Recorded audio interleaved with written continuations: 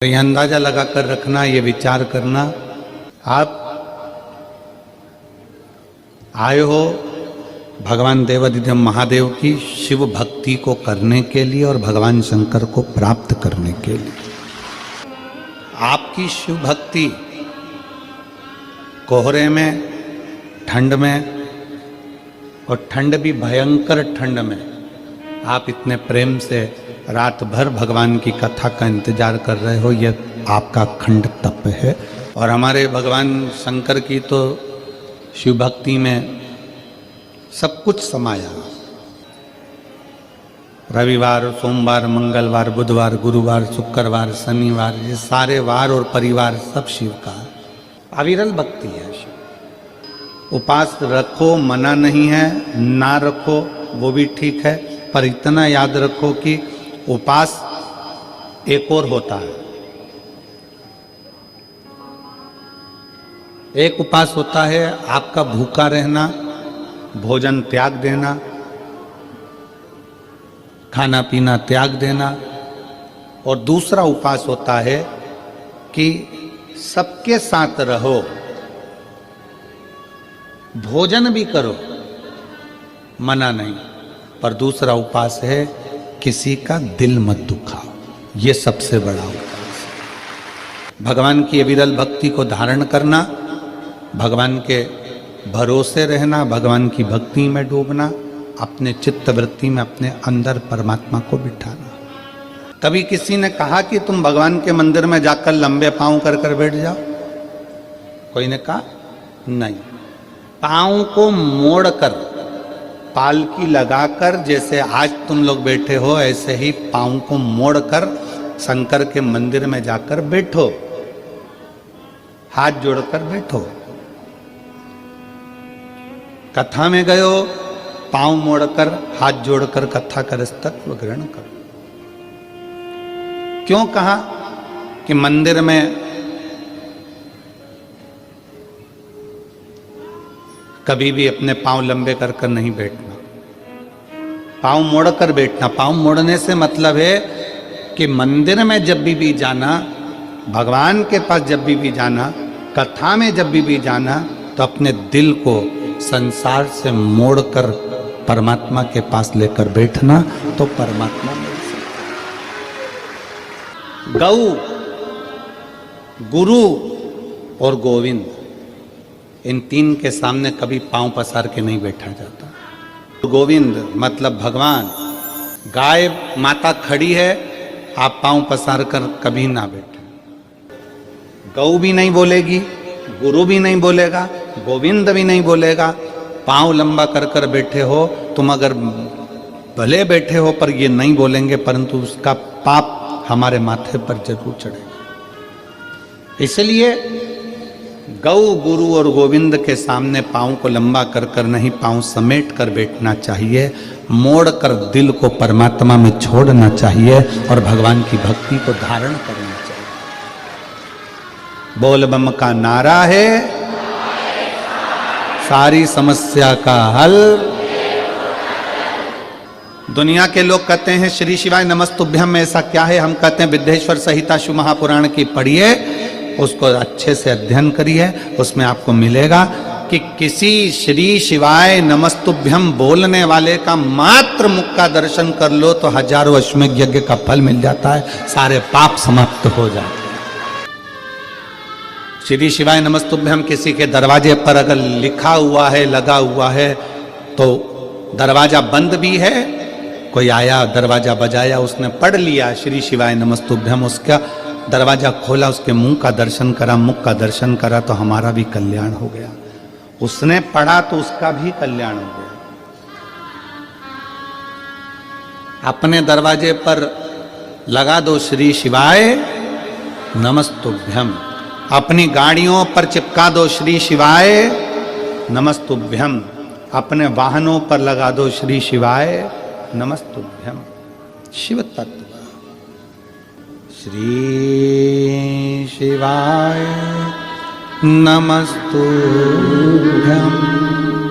श्री शिवाय नमस्तुभ्यम, श्री शिवाय नमस्तुभ्यं। श्री शिवाय नमस्तुभ्यं। श्री शिवाय नमस्तुभ्यं। श्री शिवाय नमस्तुभ्यं।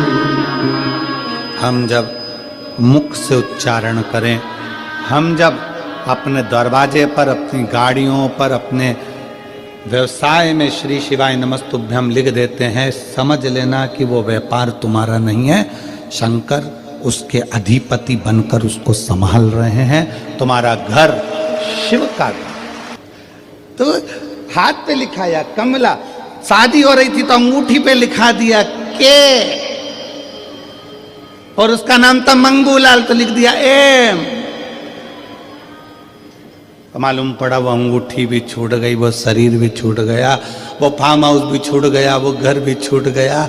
शिव कथा कहती है इसलिए उसका नाम लिख दो जिसका है श्री शिवाय नमस्तुभ्यम। सब उसका है, हम भी उसके हैं, परिवार भी उसका है, ये घर भी उसका है, ये दुकान भी उसकी है, सारी गाड़ियाँ उसकी है, हम तो केवल उसके घर के चाकर हैं। और देखो उसकी चाकरी करने में ही मजा है, सेठ बनने में मजा नहीं है। सेठ बनता है ना तो उसको बहुत टेंशन रहता है, बिजली का बिल जमा हुआ कि नहीं हुआ, फैक्ट्री में घाटा लग रहा है, दुकान में घाटा लग रहा है, काम हुआ कि नहीं हुआ, ये हुआ। और नौकर बनकर अगर रहोगे, नौकर सबसे ज्यादा सुखी रहता है, उसको तो महीने की पगार होना, दोपहर में 1:30 बजे खाना होना, सेठ खाए कि नहीं खाए पर नौकर टाइम पे जाए।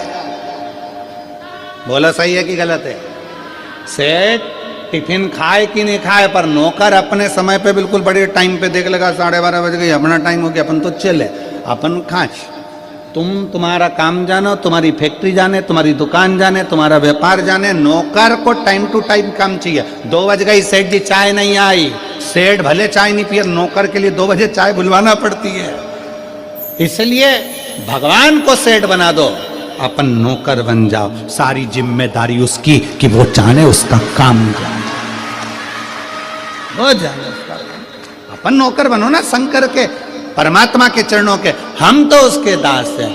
और बाबा तेरे चरणों के होना हमें दास है, तेरे चरण रज से बुझानी हमें प्यास है। बाबा तेरे चरणों के होना हमें दास है, तेरे चरण रज से बुझानी हमें प्यास है। हम तो उसके चरणों के दास हैं, हम कुछ भी नहीं। जहाँ नाथ रख लोगे वहीं मैं रहूँगा, जहाँ नाथ रख लोगे वहीं मैं रहूँगा। जहाँ शिव रख ले, जहाँ शिव खिला दे, जहाँ मेरा शंकर संभाल ले, शिव संभाल। गौ, गुरु और गोविंद, इन 3 के सामने कभी पांव पसार कर नहीं बैठना। समेटो, और समेटने में जो आनंद है वो पसारे में आनंद नहीं है। और यही होता है, 7 दिन हैं। रविवार को जन्म हुआ, सोमवार को बड़े हुए, मंगलवार को ब्याह हुआ, बुधवार को बच्चे हुए, गुरुवार को बीमार पड़े, शुक्रवार को हॉस्पिटल गए और शनिवार को सीताराम हो गए। आप और हमने भी कितना फैला रखा, परिवार का, नातों का, रिश्तों का, कुटुंब का, कबीले का, और धीरे धीरे धीरे धीरे वो पूरा फैल तो गया। आखिरी में फिर समेटना भी जरूरी है, नहीं तो कौन समेटेगा। और देख लिया संसार हमने, देख लिया सब मतलब के यार हमने देख लिया। झूठे नाते, झूठे रिश्ते, झूठे नाते, झूठे रिश्ते, अरे झूठा है परिवार हमने देख लिया। यार, सब मतलब के यार हमने। आज के समय में तुम्हारे घर में जो बहुएं रह रही हैं, आज के समय में तुम्हारी बहुएं तुम्हारी सेवा कर रही हैं। आज के समय में तुम्हारी बहू तुमको अगर चाय दे रही है, अच्छे से बोल रही है, आज के समय में बहू तुम्हारे घर में रह रही है, समझ लेना कि तुम दुनिया की सबसे अच्छी सास हो, जो तुम्हारी बहू तुम्हारे साथ रह रही है।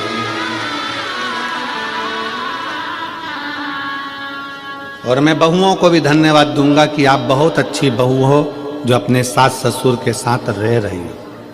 पर मेरी बहुओं से निवेदन है कि तुमने तो निभा ली अपने सास ससुर को, और तुम तो बहुत अच्छी बहू हो जो तुम लेकर चल रही हो, और अपने घर के बच्चों को ऐसा संस्कार देना कि तुम्हारी आने वाली बहू भी तुम्हारे साथ अच्छे से रह सके और तुम्हारे साथ निभ सके। ये बूढ़ी बूढ़ी माताओं का तो समय निकल गया, अब जैसा निकलना था, रुखी खाई सूखी खाई, खेत में, व्यापार में, काम में, धंधे में, जैसा निकला इनका समय निकल गया।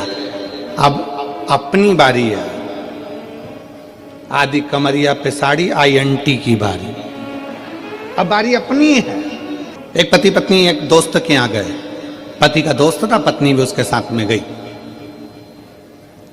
पति पत्नी का आपस में झगड़ा हो रहा था, तो पति अपने दोस्त को समझा रहा था, देखो परिवार के तो साइकिल के 2 चक्के होते हैं, गाड़ी के 2 पहिए होते हैं, ऐसे पति पत्नी होते हैं। अच्छे से मिलकर चलना चाहिए, प्रेम से रहना चाहिए, झगड़ा नहीं करना चाहिए, लड़ाई नहीं करना चाहिए। पत्नी अपने पति का मुंह देख रही थी, कितना ज्ञान दे रहे हैं, कितने अच्छे से समझा रहे हैं अपने दोस्त को, कितनी विद्वत्ता है इनमें। मेरे घर में हीरा और मैं समझ नहीं पाई, इतना विद्वत्ता में बात करी। अब पत्नी पति के साथ गाड़ी पर बैठकर चली, और पत्नी जैसे गाड़ी पे बैठी तो अब हमने पहले भी कथा में कहा था, पति इधर से सुनता है इधर से निकाल देता है, पत्नी इधर से भी सुनती इधर से भी सुनती इधर से निकाल देती है।